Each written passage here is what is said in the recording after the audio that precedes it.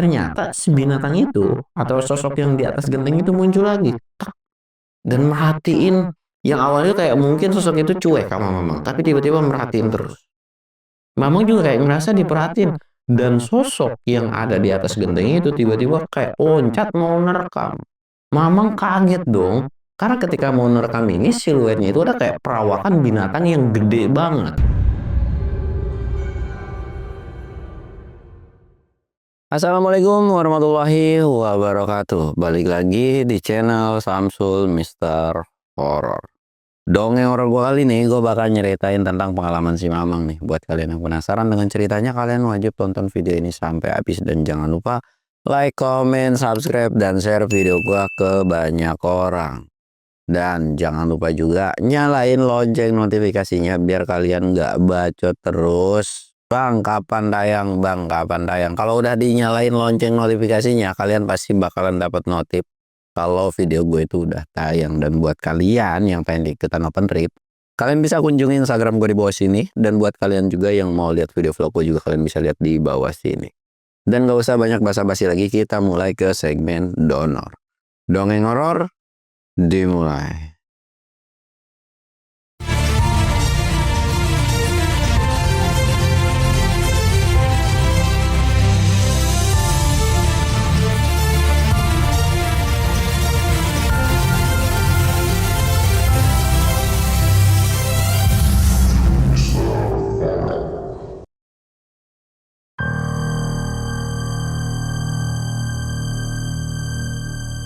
Oke cuy, sebelum masuk ke ceritanya, kita ritual kayak biasa. Kita sebat but. Jangan lupa ngopi. Dan udah nggak kerasa bentar lagi itu udah bulan puasa ya. Kalian udah punya agenda nggak? Mau bukbar gitu kan. Biasanya tanggal segini buat kalian-kalian yang remaja itu pasti. Bukan remaja sih, maksudnya yang umur belasan. Ya di atas 18 plus, di bawah 20 gitu kan udah ngagendain buka puasa bersama gitu kan. Kalau yang di umur-umur gue mah ada yang ngajak ya berangkat, kalau ada yang ngajak juga mager ya ogah gitu kan, gimana moodnya aja ya. Begitulah kalau udah makin kesini makin mager-mageran ya. Paling kalau acara-acara tertentu aja gitu kan mau ngadirin ya. Buat kalian yang mau semangat acara bukber, mendingan jangan cuma agenda nih, karena pada ujungnya banyak banget ya. Mungkin sebagian ada yang terlaksana bukber, ada yang cuman wacana dari sebelum bulan puasa atau awal-awal puasa, wacana sampai akhirnya ujung-ujungnya kagak jadi itu kan bukber gitu. Tapi ya semoga kalian bisa pada bukber ya dengan alumni kalian. Dan oke, bakal kita lanjut ke cerita si Mama. Jadi awal mulanya adalah ya kalian yang masa-masa remaja gitu kan, masa-masa gabut nih. Kalian pasti pernah yang namanya kemana ya, main ke sono, nggak mau main ke sini, mager karena nggak ada temen. Karena saking bingungnya memutuskanlah pengen main ke salah satu temennya atau kerabat temennya yang lumayan cukup jauh pada saat itu. Nah ketika remajanya Mamang ini kan memang transportasi itu ada tapi masih sulit lah ya. Jadi bisa dikatakan untuk untuk ke satu kota berikutnya atau ke kota selain Sukabumi, jadi kayak cuma numpang dengan mobil transportasi kayak mobil sayuran lah atau apa dan sebagainya gitu kan. Kayak main yang jauh enak kali ya gitu kan.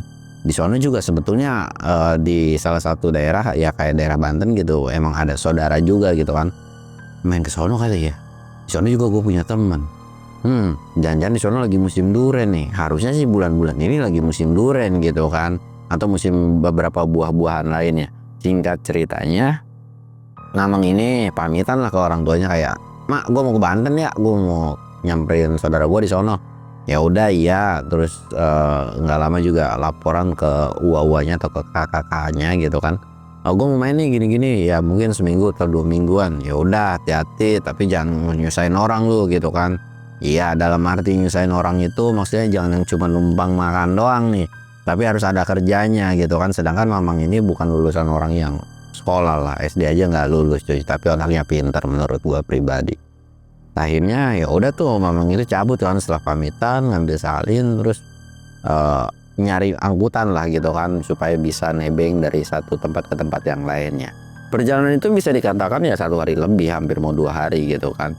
Singkatnya sampailah. Nah tapi dari berhentinya dia untuk ke rumah temennya atau ke rumah saudaranya ini ya ditempuh jalan kaki, karena ya memang nggak ada transportasi juga. Nah sebelum ke rumah temennya, dia ke rumah saudaranya dulu nih, ke rumah saudaranya, terus ngobrol-ngobrol 1 hari, dan dia juga kayak, gue mau main ke rumah temen gue gini. Oh ya udah, hati-hati. Jadi kayak nanti juga dia bakalan balik lagi gitu kan. Akhirnya pergi ke rumah temennya tuh. Pas sampai ke rumah temennya tuh kayak, assalamualaikum, assalamualaikum. Dan pas dilihat kan, lu mang gitu kan. Nah udah sini masuk. Tumben-tumbenan lu main kesini. Ya nggak apa-apa kali silaturahmi. Sama siapa? Sendirian doang, dia bilang gitu kan, kata Mamang tuh. Ya udah masuk lah. Mereka ngobrol panjang lebar. Di situ pun Mamang bilang, gua nginep di sini beberapa hari boleh kali ya? Gabut banget gue soalnya. Ya udah sih, main aja kayak rumah siapa aja gitu kan. Dan itu pun disambut dengan orang tuanya. Tapi temennya ini bilang kalau agak kurang berkenan, maksudnya kayak kurang nyaman, bilang ya, dia bilang gitu kan. Emang kenapa? Keluarga gue lagi ada yang sakit, dia bilang gitu kan. Oh iya, nggak apa-apa. Nah ternyata di rumah, kita sebut aja namanya Asep lah ya, di rumah si Asep ini itu tuh orang tuanya sehat normal, sehat walafiat gitu kan. Tapi di rumahnya ini ada orang sakit yang dimana itu adalah salah satu keluarganya, coy. Ya sebenarnya Mamang itu nggak terlalu mempermasalahkan sih, dan nggak cari tahu sakitnya itu apa, kayak ya udahlah gitu kan. Mungkin sakit meriangan dan wajar gitu, yang dimana kalau ada keluarga yang sakit ya numpang supaya ada yang ngerawat, apalagi kalau misalnya si keluarganya ini ya masih single, masih jomblo gitu kan, jadi kayak dirawat lah. Ya udah nggak apa-apa. Tapi rumahnya ini bisa dibilang rumahnya cukup gede. Jadi satu rumah depan ini rumah utama, terus di belakangnya juga ada rumah lagi cuy gitu. Jadi kayak rendengan aja, dan aksesnya dari dapur itu bisa tembus ke rumah yang belakang gitu. Ya rumah orang yang sakit itu ada di belakang, makanya kenapa kayak takutnya nanti ada suara aneh atau iya ada yang tidak berkenan gitu kan. Karena kan si Asep ini kalau untuk ngusir kan nggak enak gitu kan, apalagi emang udah tahu kalau si Mamang ini dari jauh. Dan lagi juga sebetulnya Mamang ini punya rasa nggak enak. Niatnya dia tuh pengen beberapa hari, sekitar 3 atau 4 harian, karena memang udah hal yang biasa. Entah itu Asep yang main ke sana juga bisa seminggu 2 minggu, ataupun si Mamang juga yang main ke situ ya sekitaran beberapa hari gitu kan, bisa seminggu atau 2 minggu juga. Akhirnya udah tuh main, kayak di sini musim apa nih? Musim duren gak ya? Musim sih, dia bilang. Lu mau nyari duren? Pengen sih, dia bilang gitu kan. Ya udah deh, lu istirahat dulu, lagian baru nyampe tiba-tiba ngelayap kan kagak seru juga. Ya udah besok aja. Ya udah. Nah ketika di hari pertama ini Asep ini nggak terlalu nemenin, karena gue nggak terlalu bisa nemenin lu ya, paling besok lah, dia bilang full time. Ya udah nggak apa-apa. Ya Mamang juga nawin, atau kayak ya udah mungkin ada urusan atau ada keperluan yang dimana keperluan itu jauh lebih penting daripada harus nemenin si Mamang gitu kan. 1 hari itu udah berlalu, tidak ada sesuatu hal yang aneh. Di hari kedua Mamang ini langsung lah ngayap nih kan, nyari duren di kebun orang cuy. Asep juga agak punya kebun, cuman ya udahlah, kebun tetangga ntar tinggal minta, ya udah hal yang biasa pada saat itu. Ada ke kebun orang nyari gitu kan, duren jatuh, nemu tuh beberapa buah, ya sekitar 3 atau 4 buah gitu kan, dimakan dulu di kebun. Di situ pun kelihatan bahwa dari Asep ini kayak ngelamun aja. Sempat ditanya sama Mamang ini, lu ngelamunin apaan sih dari tadi, ngelamun terus? Gue bingung, saudara gue kena sakitnya aneh, dia bilang gitu kan. Aneh gimana? Ya intinya di luar wajar lah, dia bilang gitu kan. Lu cuman pikiran jelek kali gitu kan, udah nggak usah terlalu dipikirin, namanya manusia normal itu kan sakit, hal yang wajar. Lagian kan terlepas dari itu normal atau enggak, namanya orang sakit tuh nggak ada yang 1 hari dikasih obat terus sembuh. Ya udah nikmatin aja, toh lu bawa berobat kan, dibawa sih, ya udah nanti juga insya Allah sembuh kok, dia bilang gitu kan, kata Mamang tuh. Iya deh, udah lu jangan jadi beban pikiran. Kalau ada keluarga yang sakit ya kita simpati boleh, bantuin boleh, dan justru kita nggak boleh yang namanya jadi kepikiran takut kenapa-napa, justru itu jadi beban kita sendiri. Iya juga sih. Ya udah deh kalau kayak gitu, makasih sarannya. Ya akhirnya mereka balik tuh, dari setelah nyari duren main seharian, ya sore tuh balik sampai di rumah. bawa kurang lebih sekitar 2 buah. Jadi kayak mau dimakan malam lah gitu kan. Nah udah dari situ sholat dan sebagainya udah mulai memasuki malam. Nah malamnya ini sekitaran jam 8. Memang kondisi pada saat itu pun desa emang agak sedikit sepi lah ya gitu kan, sepi. Akhirnya mamang ini kayak wah gue masih ada duren nih. Sedangkan orang tua dari si Asep juga enggak yang gimana-gimana ya, maksudnya kayak udah dianggap keluarga sendiri juga, udah kayak ya udah lu mau makan lu ambil sendiri, lu mau minum ambil sendiri, nggak ditemenin ngobrol. Mungkin kalau sewaktu-waktu ya akan ditemenin ngobrol, cuman mamang juga pada saat itu ngertiin yang dimana memang lagi ada yang sakit kan, dan memang si orang tua dari si Asep juga jarang ada di rumah ini, mungkin ya nemenin di belakang gitu. Ya udahlah biarin aja. Akhirnya makan durian, sepi juga ya, enak banget. Sambil makan duren sambil ngeliatin bintang gitu. Nah gara-gara kebanyakan makan duren kali ya, dari sebelumnya kayak perutnya tuh agak mulai nggak enak nih. Aduh mules lagi. Udah. Nah WC-nya pada saat itu masih WC apa ya, bisa dibilang di bawahnya empang ya, WC inilah kalian tau lah WC zaman dulu gitu kan. Jadi kalau BAB tuh kayak pluk langsung ke empang gitu coy, di bawahnya tuh ada ikan gitu kan. Aduh BAB dulu kali ya, mules nih. Akhirnya melipir ngambil air 1 ember, terus bawalah ke tempat WC tersebut. Dan sedangkan pintunya itu cuma ditutupin pakai karung doang, tutupin aja. Nggak bawa headlamp, nggak bawa senter, karena memang masih ada cahaya lampu atau cahaya obor dari rumah tersebut. Penerangan pada saat itu belum listrik ya, masih pakai obor. Lagi asik-asik BAB, tiba-tiba mamang ini ngeliat mata merah di salah satu rumah. Sebetulnya kayak berpikiran mungkin ini hewan binatang atau hewan malam gitu kan, kayak biasa aja. Tapi semakin lama diperhatiin kok kayak aneh. Diperhatiin itu kayak semakin lama tuh kayak ngebentuk bukan binatang, melainkan kayak manusia yang perwujudannya kayak manusia tapi dengan kondisi begini. Kalau dibilang monyet nggak mungkin, apa monyet ya? Lutung kali, lutung. Udah amat binatang kali gitu kan, wajar karena kondisinya rumahnya itu deket-deket dengan hutan lah gitu kan. Nah itu akhirnya dia nyelesain buang airnya. Setelah selesai pandangannya masih tetap sama. Dan ketika lagi merhatiin, jadi jalur untuk ke WC ini tuh iya paling bambu yang dibarisin kayak 3 baris lah. Itu hampir jatuh, jadi kayak gitu kan. Mama itu sempat kaget yang dimana untung gua kagak jatuh anjir, coba kalau jatuh bisa-bisa kelar nih hidup gua. Ya udah deh, kayaknya udah nggak jalan nih kan. Dia tuh sengaja banget kayak di samping, jadi udah selesai ngelewatin jembatan itu ambil megang pinggang kayak penasaran terus. Itu apaan ya? Gua lempar nanti tapi kena genteng orang, bocor ribet. Kalau kagak gue usir, gue takutnya itu bikin gentengnya jatuh merosot kemana-mana gitu kan. Takutnya itu hewan jatuh sendiri terus malah merosotin kemana-mana. Diperhatiin terus aja.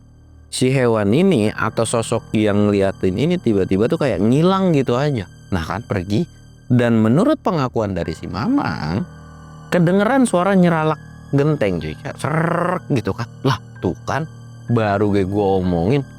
Mamang ini kayak ngusir. Hush, hush. Pergi lu gitu kan. Dipikirnya binatang pada saat itu. Nah ketika udah diusir, ternyata si binatang itu atau sosok yang di atas genteng itu muncul lagi. Yang awalnya kayak mungkin sosok itu cuek sama Mamang, tapi tiba-tiba merhatiin terus. Mamang juga kayak ngerasa diperhatiin. Dan sosok yang ada di atas genteng itu tiba-tiba kayak loncat mau nerekam. Mamang kaget dong. Karena ketika mau nerekam ini siluetnya itu ada kayak perawakan binatang yang gede banget. Dan nggak tahu juga itu sosok apa gitu. Jadi kayak panik tiba-tiba mundur dan kejebur. Nyeburlah ke kolam yang memang itu diisi sama, iya kalian tahu gitu kan, tempat bokernya si Mamang. Mamang ini kayak wah parah. Tapi keselnya itu gara-gara sosok yang kayak loncat itu tiba-tiba nggak ada. Harusnya kan kalau jatuh ke bawah itu kedengeran pluk atau gimana gitu kan. Ini nggak ada sama sekali. Nah gara-gara Mamang jatuh ke kolam itu kedengeran lah dari dalam. Apaan tuh sampai keluar kan. Lu kenapa sih? Bahkan Asep ini sampai bilang, lah lu ngapain itu sampai kecebur kayak begituan, bisa-bisanya lu kecebur. Mamang ini cuma garuk kepala dong. Ah apes aja kali lah, ya udah kagak apa-apa dah. Mau nggak mau malam pada saat itu mandi lah Mamang tuh, mandi beres-beres sambil nyuci tuh tengah malam kan. Mamang itu dalam hatinya kesel banget, sialan apaan tuh, tiba-tiba loncat begitu aja bikin gua panik kan. Geblek ketemu lagi atau hewannya ketemu lagi tuh, gua cincang, gua masak, nggak peduli lu monyet, gua makan, dia bilang. Karena kesel tuh Mamang tuh. Setelah selesai nyuci, akhirnya ya udah tuh nongkrong lagi karena mata lumayan cukup seger nih gara-gara udah mandi kan. Mungkin sekitaran pada saat itu jam 11 atau jam 12-an lah. Nggak lama disusul lah ada temennya si Asep gitu kan. Lu belum tidur? Gimana gue mau tidur mata seger begini? Habis mandi ya. Ntar lah bentar lagi juga ngantuk kali kayaknya. Oh, Mamang ini nanya lah, gimana keluarga lu? Ya alhamdulillah sih aman-aman aja, dia bilang gitu kan. Oh alhamdulillah lah gitu. Akhirnya ngobrol panjang lebar, belum ada pembahasan apapun tuh. Ya udah tuh Mamang tuh istirahat lagi kan, tidur, dan keesokan harinya kayak biasa lah main, diajak main dan sebagainya. Mulailah memasuki malam lagi. Nah ketika di hari ketiga ini mulai ada yang namanya gelagat teriak-teriak tuh. Wah, wah. Mamang nggak berani nyamperin, atau Mamang juga pada saat 3 hari di situ itu nggak punya kemauan untuk nyamperin atau gimana ya. Tapi kayak ya udahlah itu kan urusan keluarga dan nggak berhak juga, kecuali kalau ditawarin yuk kesana yuk gitu kan baru mau. Tapi nggak yang barbar tiba-tiba gue pengen lihat dong gitu, kayak kesannya pengen kepo. Dan disitu pun kedengeran teriak, tiba-tiba panik kan si Asep ini. Aduh, anterin gue yuk dia bilang. Anterin kemana? Nemuin salah satu kiai gitu kan. Ya udah yuk, Mamang tuh ayo aja pada saat itu. Akhirnya ya udah tuh pergi, dan ternyata orang yang dituju ini lagi ada urusan, atau bisa dibilang nggak ada di rumahnya gitu kan. Panik lah, walaupun sempat kayak ya udah nanti kalau misalkan orangnya udah pulang tolong disuruh ke rumah gitu kan. Ya udah tuh singkat cerita baliklah mereka. Ditanyalah di perjalanan, ada apaan sih? Itu saudara gue balik lagi kumat gimana? Kayak orang kesurupan dan badannya tiba-tiba kayak panas banget. Maksudnya pokoknya bingung dah, pokoknya nanti lu lihat sendiri dah. Akhirnya di situ kan diajak lah, dan memang ketika ngeliat pun ada sebuah keanehan. Menurut pengakuan si Mamang tuh kayak memang nggak wajar, dari tangannya itu kayak geget begini cuy. Kayak geget gini, terus pandak matanya tuh melotot, bagian dari mukanya memang kulitnya agak sedikit putih, itu tuh kayak merah banget. Oh iya, si korbannya ini itu adalah perempuan cuy. Jadi kayak merah banget gitu kan, kayak merah banget.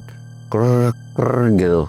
Wah di situ tuh udah kayak astagfirullahaladzim, zikir terus Mamang itu. Sedangkan ketika Mamang ke situ pun mulai lagi berontak, dan itu tuh kakinya dipegangin, tangannya dipegangin, bahkan satu kaki itu dipegangin satu orang, tangannya pun dipegangin. Tapi semuanya itu pada mental, atau bisa dikatakan berontaknya tuh kenceng banget, tidak sesuai dengan tenaga manusia perempuan pada umumnya gitu kan. Di situ pun Mamang pun coba bantuin. Nah inisiatif lah Mamang itu ketika megang ini sambil baca doa gitu kan, dan baca doanya ini kenceng banget, dibacain doa dan lama-lama kayak teriak terus, makin kenceng berontaknya tuh, makin kenceng terus. Mamang juga sampai kewalahan tuh.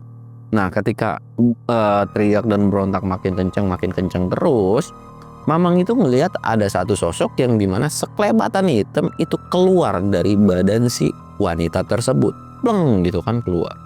Nah ketika keluar ini Mamang itu langsung bilang, lu ikut gua, udah ini nggak bakalan kenapa-napa. Karena ketika makhluk itu udah pergi, dia ini langsung diem dan nggak namanya berontak lagi. Diajak kan si Asep ini keluar, tahan sih pokoknya lu keluar. Nah ketika keluar ini Mamang ini langsung nengok kiri dan kanan. Kenapa ya? Lu cari apaan yang dicari? Pokoknya lu cari sesuatu yang aneh, lu kasih tahu gua. Melihat Mamang tuh bener-bener dikasih lihat set. Nah di situ Asep bilang, itu apaan? Mang itu apaan Mang? Dia bilang gitu kan. Akhirnya Mamang tuh kayak nengok, wah itu dia, ayo kejar. Ngapain dikejar? Udah lu ngikut aja. Dikejar kan sama mereka berdua tuh, dikejar nyalain obor tuh kan, sebelumnya dikejar set. Ternyata makhluk itu tuh nggak ketemu lagi. Wah nggak ketemu lagi, baliklah dia balik. Terus di sepanjang perjalanan ini nanya, sebenarnya kenapa sih mas saudara lu? Ya gua agak tahu dah, intinya tiba-tiba kejadian kayak gitu. Mamang ini saudaranya memang benar-benar Asep ini benar-benar nggak tahu ya. Keluarga dari Asep ini juga nggak tahu. Di situ pun bisa berasumsi Mamang ini kayak mungkin ada cowok kali yang ditolak, atau iya ada orang yang gak seneng dan sebagainya, karena memang paras dari si perempuan ini cantik gitu kan. Ya pada masa itu kalau ada orang sakit hati ya nggak lain-lain ya udah mainnya dukun dan sebagainya gitu. Di situ pun Mamang cuman manggut-manggut aja dan cuman bilang, ini kayaknya saudara lu ada yang ngapa-ngapain deh. Ya makanya itu disuruh diajak ke sini. Sebenarnya dari kemarin-kemarin itu udah yang namanya diobatin sembuh, terus tiba-tiba kumat lagi, sembuh tiba-tiba kumat lagi, dan nggak tahu juga. Aduh, Mamang cuman bisa garuk-garuk kepala doang kan. Dan Asep juga nggak lupa ngucapin terima kasih.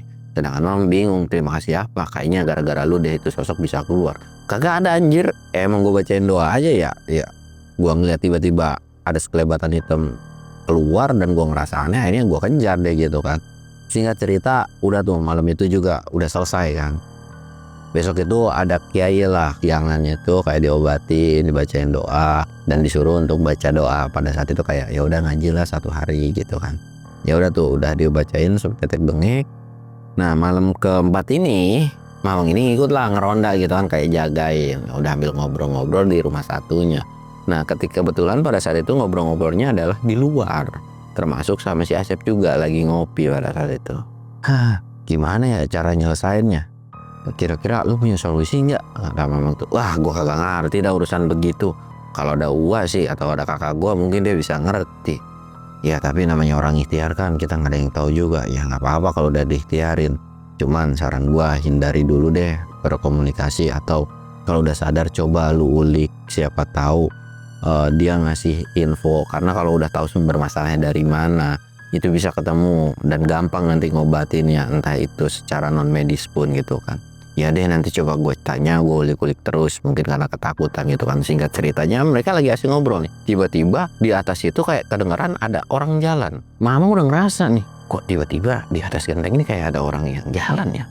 Mamang ini langsung kayak bentar deh, dilihat lagi kan. Nah siluet dari atas itu seperti apa yang dilihat sebelumnya. Mamang mulai muncak kesokat. Gua ngerti sekarang nih, sosok ternyata yang masuk ke dalam cewek tersebut dan yang ngejailin atau bisa dibilang bikin gua gara-gara jatuh ke kolam ini gitu kan, kolam apa namanya, kotoran gitu kan. Di situ pun Asep tuh langsung dipanggil, Sep sini Sep, apaan sih, sini buru. Mamang itu izin ya gue ngelempar, yaudah iya. Asep tuh langsung kayak nengok ke atas, astagfirullahaladzim, itu apaan? Manggil lah orang tuanya, papa keluar gitu kan. Mamang ini nyari kayu cuy, celangak celinguk, akhirnya diambil kayu. Jadi kalau udah dapet kayu dilempar tuh, peng, dan itu bener-bener kena dari badannya. Itu kerasa banget.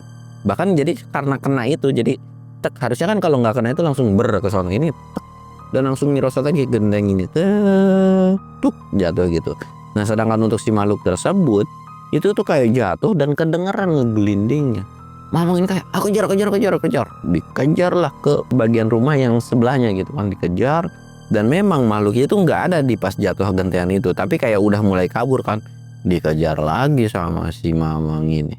Nah ketika udah dikejar, makhluk itu pun kayak ngerasa kesakitan, dan semakin lama dideketin, makhluk itu kayak ngumpet di salah satu pohon. Dan ketika dideketin kirain itu adalah sebuah binatang atau hewan, tapi ternyata perwujudannya itu adalah kayak manusia cuy. Bener-bener kayak manusia, kepalanya kayak manusia, cuman emang dia tuh kayak ngerangka kayak binatang gini gitu kan. Astagfirullahaladzim Mamang gitu. Sampai agak sedikit mundur, gak beres nih.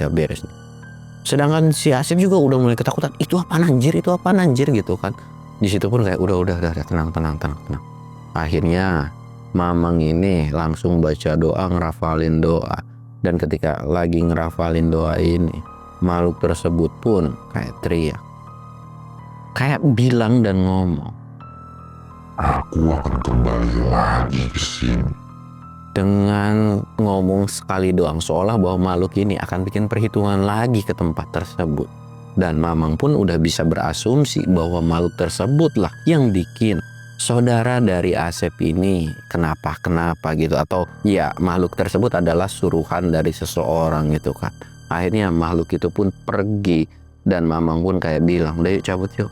Cabut lah. Nah ketika cabut itu Asep ini nanya, itu maksudnya apa ya? Mamang ini ngasih tahu, kayaknya makhluk tersebut adalah suruhan dari salah satu orang yang memang gak suka atau punya niat jahat ke saudara lu. Lah terus gimana? Ya gue kagak ngerti lah, dan sebelumnya pun udah bilang kan tentang apa yang harus dilakuin.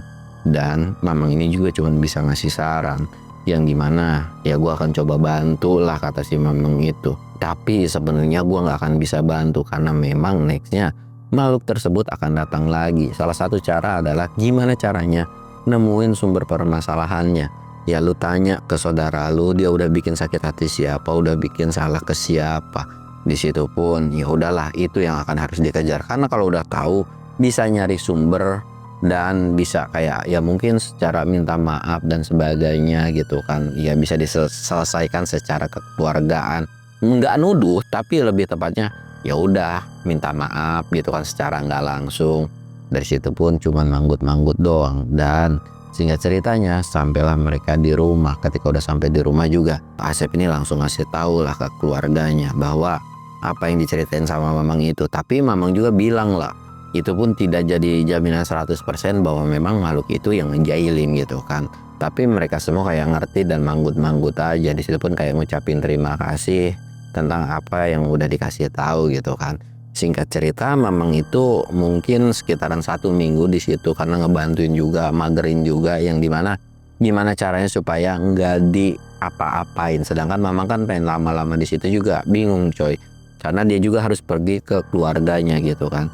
Ya intinya sih harusnya menurut pengakuan si Mamang nggak akan kenapa-napa nih, nggak akan yang berlebihan. Toh juga Asep ini juga udah minta tolong ke kiai setempat atau ulama setempat, minta didoain dan sebagainya gitu kan. Akhirnya Mamang ini berpamitan dan semoga dari saudara si Asep ini bisa yang namanya cepat membaik atau terhindar dari masalah. Singkat cerita Mamang pulang lah. Nah ketika pulang ini ya udah sebenarnya nggak ada kejadian apa-apa. Nah singkatnya mungkin sekitaran setengah tahun dari kejadian tersebut, Asep ini main ke rumah si Mamang yang ada di Sukabumi gitu kan, dan menjelaskan lah bahwa saudaranya ini bisa dikatakan sembuh itu 4 bulan, dan setelah dari 4 bulan itu alhamdulillah udah nggak kesurupan lagi. Ya di situ pun nyeritain kenapa bisa bisa dikatakan kejadian kayak gitu ya akibat gara-gara sakit hati atau ditolak lah gitu kan. Dan seorangnya ini tuh kayak ya ada sesuatu hal yang memang mungkin bikin sakit hati banget dari si cowoknya ini, karena ya nggak perlu dijelasin juga lah ya, karena dan di situ pun si perempuannya atau saudara Asep ini juga mengakui dengan kesalahannya. Di situ pun kayak diambil pelajaran banget, yang dimana ya ternyata bikin sakit hati orang itu benar-benar nggak bagus dan nggak baik gitu kan. Dan di situ pun memang cuman manggut-manggut doang. Dan ya akhirnya dari situ pun karena Asep main ke rumah Mama kan ya udah kayak biasa coy, diajak main, diajak ngebolang dan sebagainya, sampai akhirnya cerita ini pun selesai. Pengalaman yang bisa diambil dari cerita ini ya segala sesuatu hal yang positif itu kalian ambil lah yang pada intinya. Makanya jangan pernah sekali-kali ya kalian ngomong apapun itu bisa bikin sakit hati orang atau enggak, karena ya kalau orang udah sakit hati itu bisa melakukan hal apapun karena udah banyak kejadian kan. Kalau orang udah sakit hati itu bisa melakukan hal apapun lah. Ya intinya segala yang positif itu silahkan kalian ambil, yang negatif itu silahkan kalian buang. Gua Samsul undur diri. Assalamualaikum warahmatullahi wabarakatuh.